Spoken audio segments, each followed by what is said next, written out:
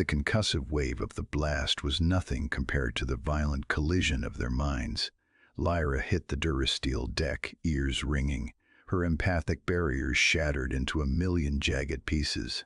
And in that terrifying, wide-open vulnerability, she didn't feel the cold void of Outpost Aegis. She felt him, Kale, the human contractor who had never offered her more than a nod and a blank stare. Now his mind flooded. Hers a suffocating galaxy of devotion, chronic pain, and a terrifying silent vow to burn the universe down before letting a single Rax blade touch her. It wasn't supposed to be like this. As a silly diplomat, Lyra was trained to navigate the complex emotional currents of 100 different species.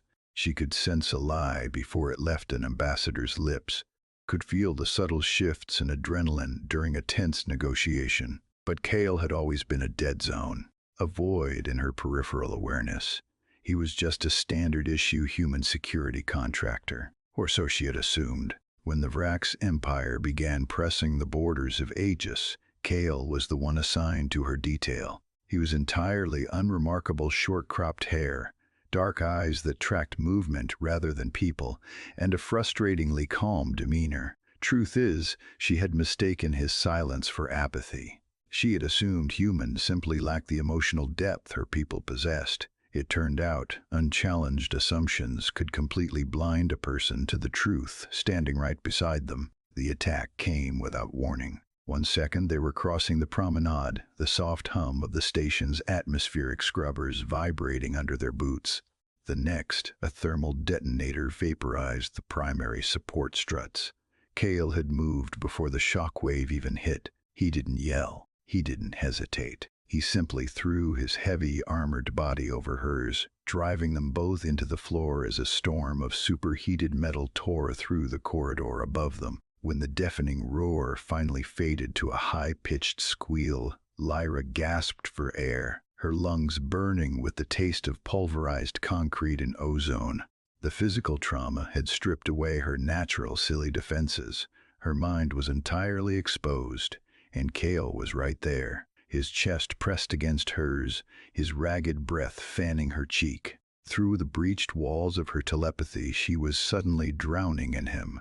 It was an accidental telepathic breach that revealed the ultimate silent sacrifice. She felt the searing agony of an untreated plasma burn on his shoulder, a wound he had secretly sustained 3 cycles ago while hunting down a Vrax scout who had gotten too close to her quarters. She felt the exhaustion deep in his bones from weeks of sleepless nights, running solo perimeter checks just so she could rest. True strength, she realized in a breathless instant, lived in these silent, consistent actions, not in loud declarations. Most jarring of all, she felt the raw, terrifying weight of his affection, an unspoken, feral need to keep her breathing, no matter the cost. Kale grunted, shifting his weight to pull her up from the wreckage. Blood trickled down his temple, pooling at his jawline. "We need to move, Ambassador." His voice was exactly the same, level, detached, but Lyra's heart hammered against her ribs. She looked up at him, truly seeing him for the first time. The Vrax assassins were already pouring into the lower levels of the station. She could sense their cold, calculated malice echoing up through the compromised ventilation shafts. 12 of them. She didn't shrink back behind him. Instead, she reached out, her trembling fingers brushing the blood from his cheek. The physical contact sent a jolt of pure electric adrenaline through their newly linked minds. She wasn't going to let him carry this heavy burden entirely alone anymore. 2 vastly different species were now linked by mind, battle, and unspoken affection. "They're coming," she whispered, her voice steadying as her glowing eyes met his dark ones. "And I know exactly where they are." The lights of Sector 4 flickered and died. Kale didn't need them.